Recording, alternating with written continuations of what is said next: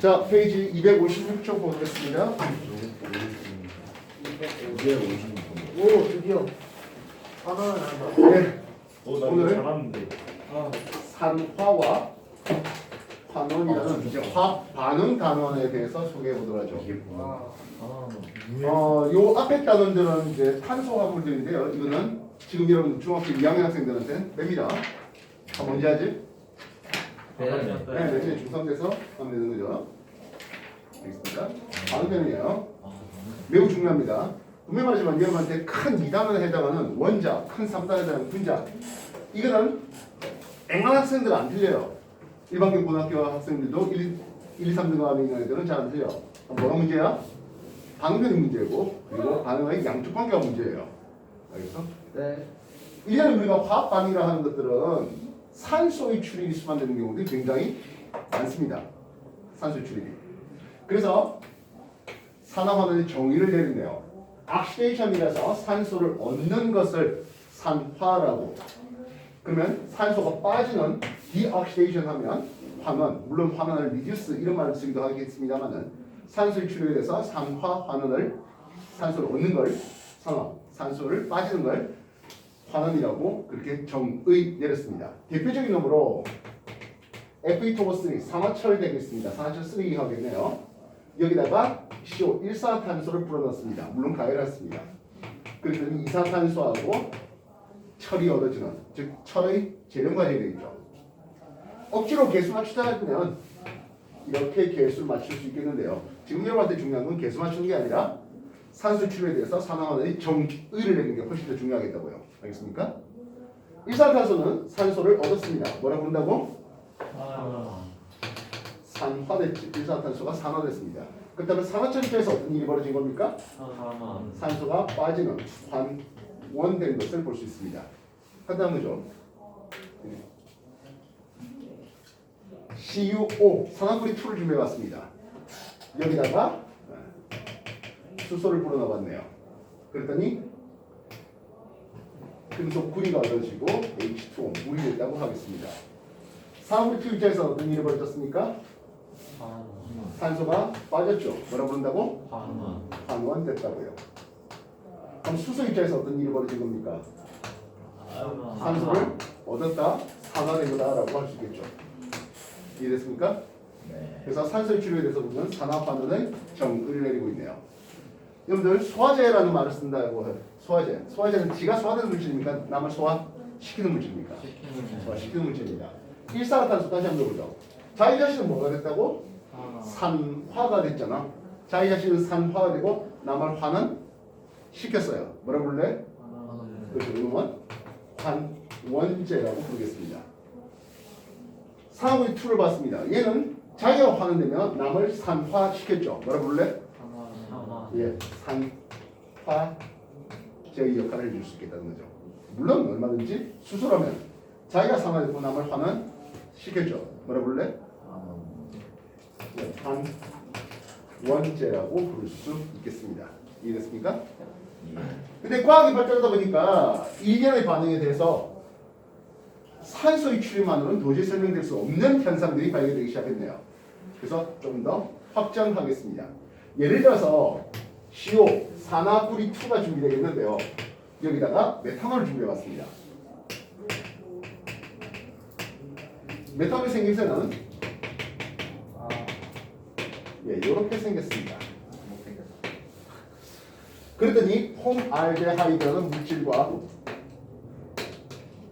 이름은 폼알데하이드입니다.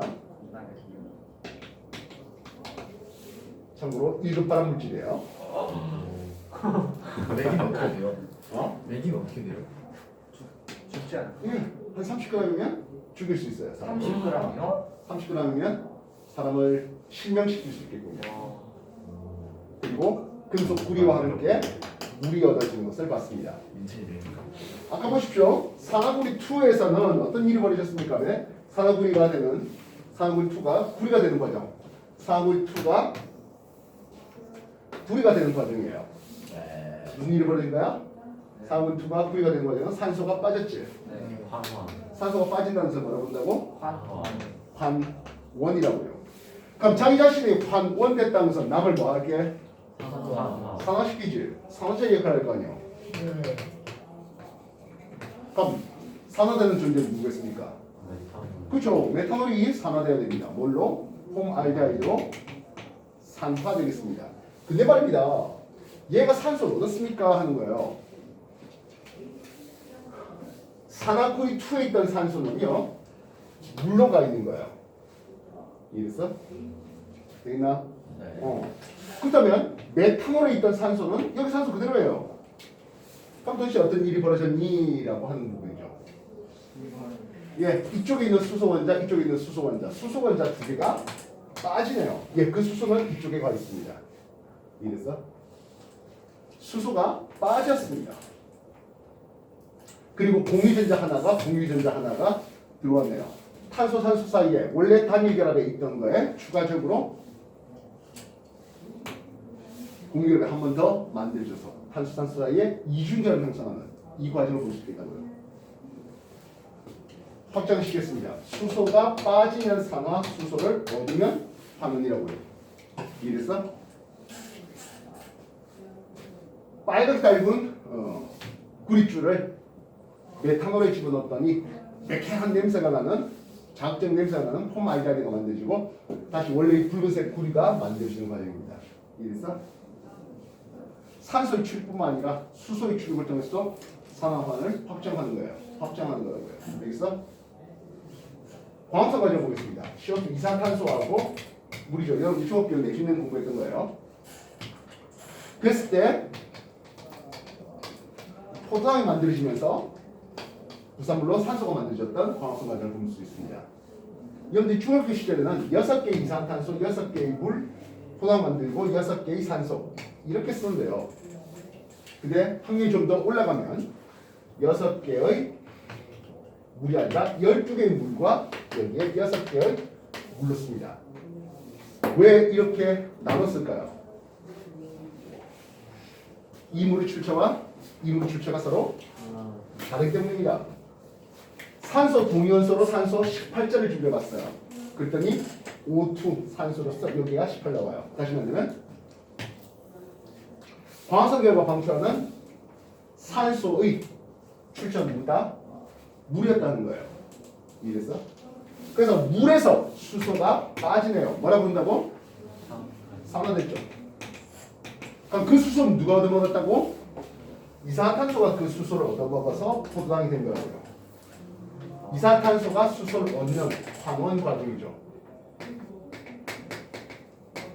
그래서 광합성이라고 불러주는 놈은 이산화탄소의 환원 과정이에요. 물론 이 반응 역반응도 있겠지. 역반응 뭐예요? 포도당의 산화, 포도당의 세포 호흡 이렇게 볼 수 있겠죠. 포도당의 산화되는 과정입니다. 알겠습니까? 산화 반응대에서 산소, 수소의 이동에 대한 내용으로 소개했습니다. 페이지 256쪽 펴시고 여러분들 가지고 있는 그 책에다가 막 까짝까짝거리면은 아마 써야 될 양들이 꽤 많을 거예요. 노트 같은 거 준비해 주시면 좋겠네요. 정리하십시오.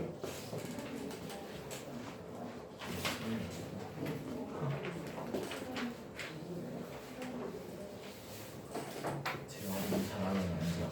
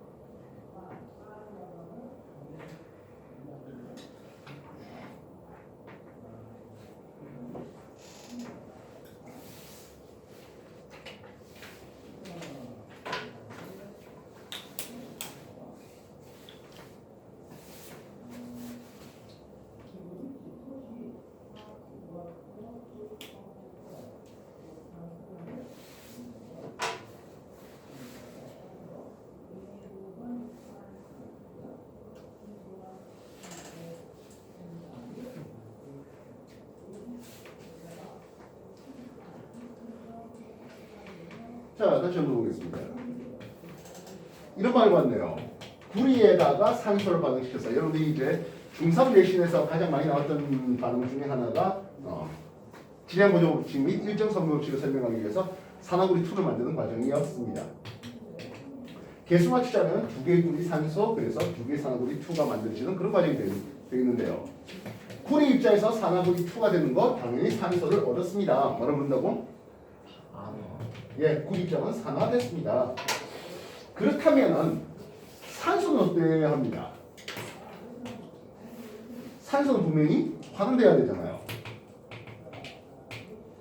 근데 산소가 산소를 일단 말이 안 되잖아. 네. 산소가 수소를 얻었다? 보이지 않는 수소인데, 그지? 그리고 보니 얘가 이온기화 물질이잖아요. 산화구리2가. 구리 2+에 산소 2만 했어요. 즉, 환원됐다 하면서 전자를 얻었다라고 해도 되겠죠. 산소가 2마이너스 음이온되는 과정, 전자를 얻는 과정입니다. 그래 보니 구리는 산화되는 과정이라 했는데 산소를 얻었다 했지만 전자를 잃었다 해도 되는 거잖아. 양면되는 과정에서. 그래서 추가적으로 확장하겠네요. 전자를 잃으면 산화, 전자를 얻으면 환원이라고 해요. 이해됐습니까? 그래서 이 반응은 예를 들어서 나트륨과 염소가 반응해서 NaCl, 염화나트륨이 만들어지는 과정을 봤습니다. 역시 뭐 개수자면 개수 맞추자면 두 개의 나트륨, 두 개의 염화나트륨 이렇게 되겠죠. 이해됐어? 여기 산소가 전혀 관여하지도 않았죠. 그렇습니까? 근데 나트륨 입자에서 나트륨 양면된 게야. 전자를 뺏겼다라고 얘기할 수도 있고. 이해됐어? 그렇다면 염소 입자에서는 그 전자를 얻어먹어서 음이온된 거잖아. 전자를 얻었다라고 할 수 있겠습니다. 금속 나트륨이 산화되고 비금속인 염소는 그 전자를 얻어먹는 환원되는 과정으로 소개될 수가 있겠다는 거죠. 이해됐어요? 물론 오늘은 여러분한테 소개하지 않을 건데요. 다음 주에 소개할 건데요.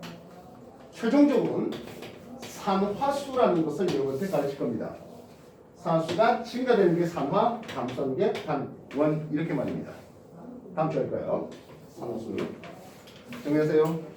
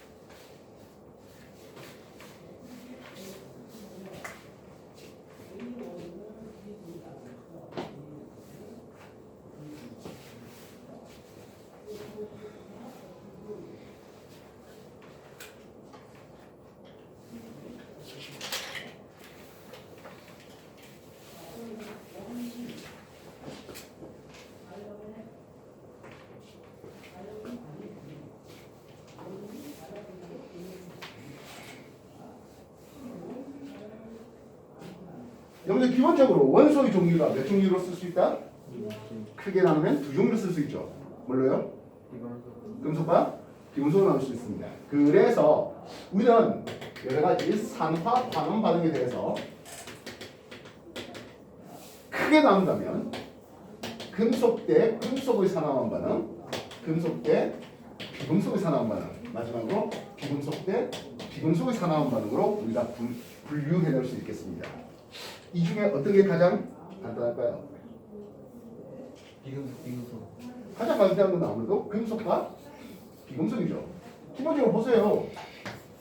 금속은 전자를 이어서 양이온 되는 과정. 비금속은 전자를 얻어서 음이온 되는 과정. 여러분들이 원소의 주기적 성질 얘기했을 때 금속성이 크다. 주기표에서 왼쪽 아래로 내려갈수록 금속성이 크다. 전자를 잘 잃어주겠다. 내가 전자를 잃어주겠다는 것은 내가 산화 되겠다는 거죠. 그 다음 반대로 오른쪽 위로 올라갈수록 여기서 18쪽은 제외하겠습니다. 오른쪽 위로 올라갈수록 비금속성이 크다. 전자를 잘 얻어 먹겠다. 전자를 얻어 먹겠다. 잘 하면 되겠다는 얘기가 되는 거죠. 이해됐어? 알겠어? 그래서 금속과 비금속을 만나면 금속 나는 전자 잃어버리고 싶은데 비금속 나는 그 전자 얻고 싶은데 하는 그런 놈들이 만나니까 기본적으로 금속과 비금속이 만났다. 금속의 산화, 비금속의 환원. 패턴 이거밖에 없어요. 알겠어? 물론 이온 결합이 돼 있는 놈을 예를 들어서 요만큼 이온 결합이 있는 놈을 전기 분해를 통해서 나트륨 만들고 전기 분해를 통해서 염소를 만드는 과정이면 그와 반대가 되겠죠. 알겠습니까? 정리해 주세요.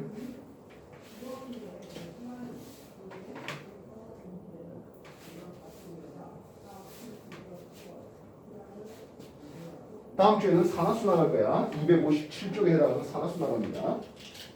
오, 예. 네. 그러면 오늘 안 나가면 오늘 수도 여기까지 나와.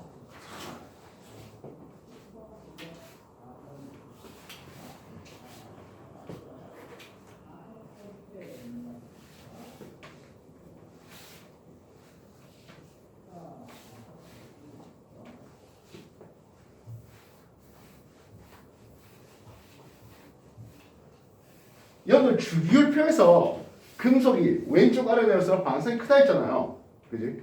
그래서 전자를 잘 잃어주는 경향을 우리는 금속의 이온화 경향이라는 이름을 씁니다.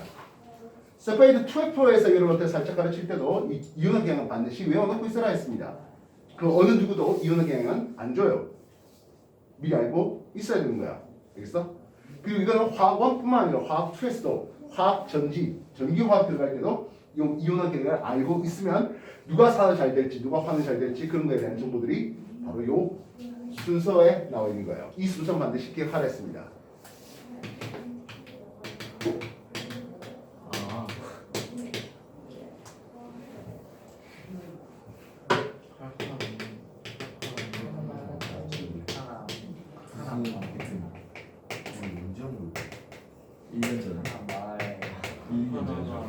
예, 요 순서 반드시 기억하고 있어야 했습니다. 물론 뜬금없이 수소가 가운데, 금속은 아닌데 낀 것은 얘는 이쪽까지는 수소보다 반응성이 큰 놈들은 염산에 반응해서 술기체를 발생시키겠다는 거예요. 그다음 수소보다 반응성이 작은 이런 놈들은 염산과 반응하지 않겠다는 거죠. 이해됐어? 또한 여기 일종 알칼리 금속 설명할 때 많이 공부해왔지만 여기까지는 그냥 맹물에도 반응해요. 즉 찬물에다가 나트륨 집어넣으면 수소기 피어오르잖아요. 칼슘, 마그네슘, 칼슘, 칼륨 다 똑같다는 뜻이야. 알겠어? 이해됐어? 그래서 얘네들은 다른 금속과 반응하기 전에 지가 먼저 물하고 먼저 반응해버리는 성질을 볼 수 있겠습니다. 알겠어? 요 순서는 반드시 기억할 수 있도록 정리해.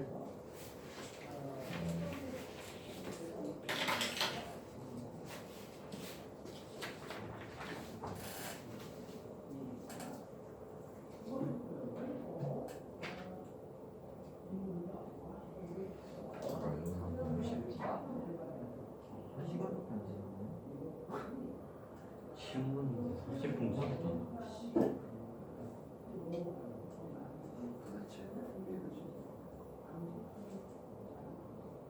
도대체 지금 요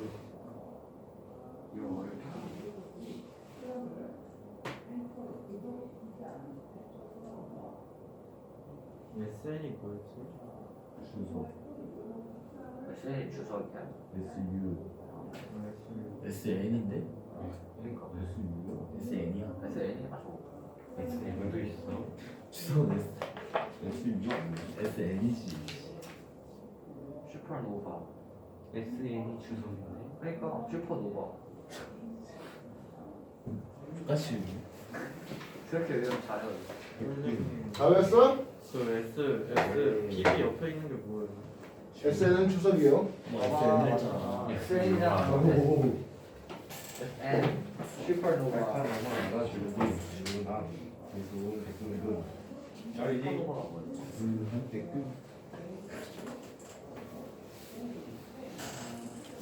슈퍼 다음에 니켈이요. 아 원소 이름 모르는 게 많았어요? 아니 그냥 저 A L I인 줄 알아요. 지금까지 주석을 낼 수 있는 줄 알았어. 됐습니까? 네. 자, 그렇다면 이 금속 간의 산화하는 반응들은요, 한 4가지 문제로 비교됩니다.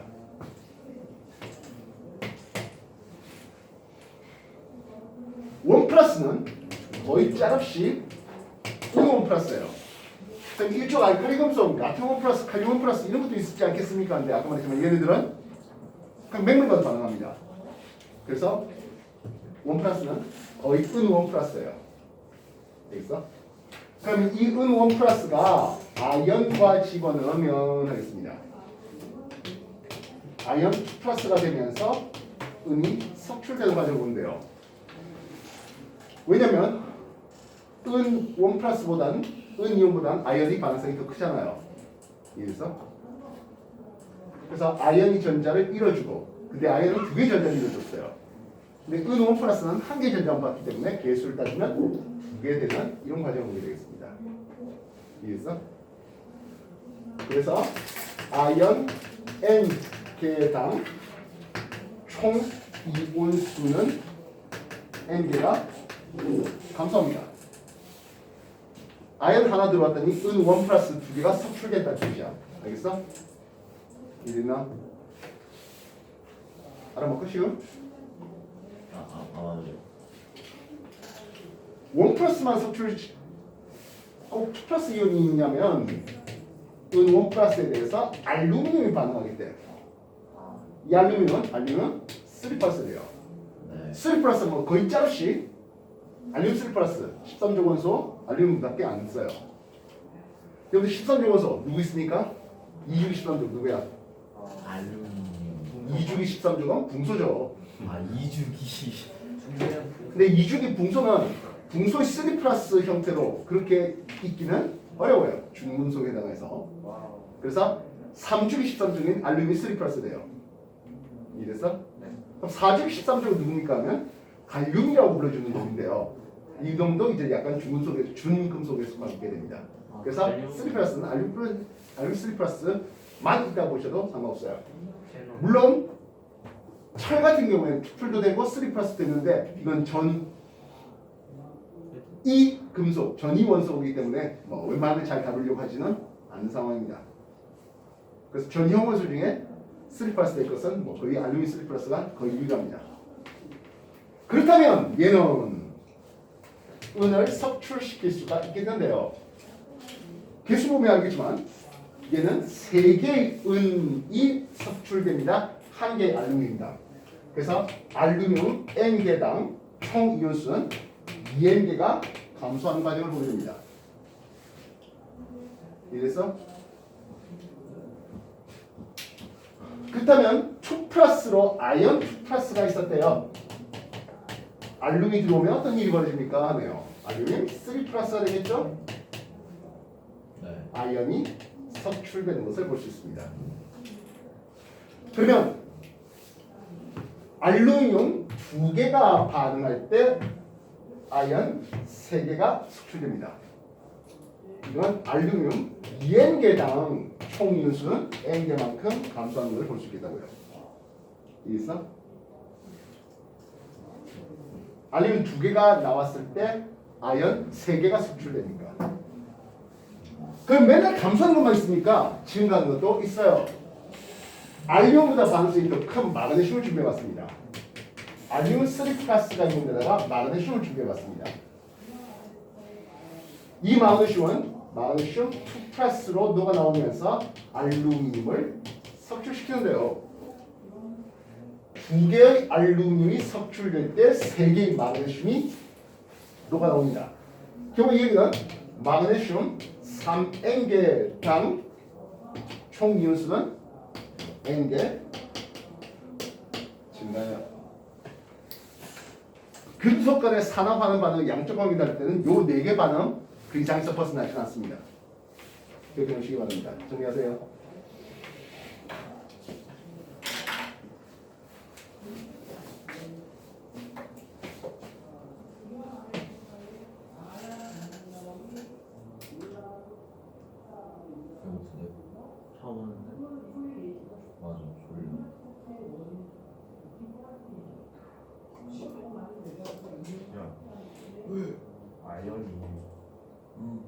Z A라고 하니까 N 아니 왜 자꾸 Z N을 N이야?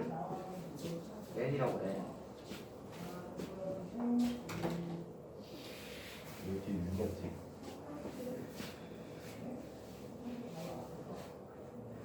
물론 뭐 2 플러스에 2 플러스 반응하는 경우도 없잖아 있죠. 예를 들어서 구리 2 플러스가 있는 데다가 금속 아연을 집어넣어요 하겠습니다. 뭐 마그슘 집어넣어요 이렇게 해보죠. 그럼 어떤 일이 벌어집니까 하네요. 이 경우에 마그네슘이 구리보다 반응이 더 커요. 그지? 그러니까 마그네슘이 녹아 나오고 금속구리가 여기에 빨갛게 색출되는 것을 볼 수가 있겠습니다. 즉 화학 방식을 쓴다면 구리 2 플러스가 있는 데다가 마그네슘을 집어넣었어요. 구리가 섭출되고 마그네슘 플러스가 녹아 나오네요. 그래서 마그네슘 판에는 붉은색 구리가 섭출되고 수용에는 마그네슘 이온이 녹아 나오는데요. 잘 보시다시피 여러분들 구리 2 플러스 얘는 이온의 색이 어떻습니까? 하면 푸른색입니다. 그럼 여기 구리 2 플러스가 점점 사라지니까 용액 색은 어떻게 되겠어? 옅어지겠죠. 그리고 붉은색 구리가 달라붙는 과정을 보게 됩니다. 즉 이걸 내가 지금 마그네슘과 구리라고 해서 그런데 만약에 A2 플러스가 있는 데다가 금속 B를 넣었더니 수용의 색깔이 달라졌어요. 금속판의 색깔이 달라졌어요. 수용의 밀도가 달라졌는데요. 금속판의 밀도가 달라졌는데요. 이런 것들 다들 화학 반응이 일어났다. 반응성은 A하고 B를 볼 때 B가 반응성이 더 컸다. 이렇게 볼 수 있는 거죠. 예를 들어서 구리는 원자력 64예요. 마그슘 24죠. 마그슘판 입장에서는 24 마그슘이 빠져나고 64 구리가 달라붙어요. 판의 질량이 증가했어요 라고 할 수 있는 거죠.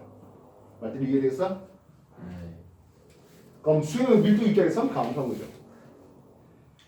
알겠나? 네.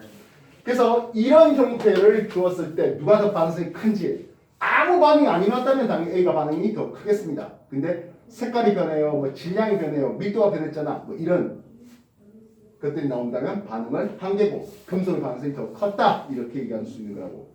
알겠어? 이해됐어? 정리해요.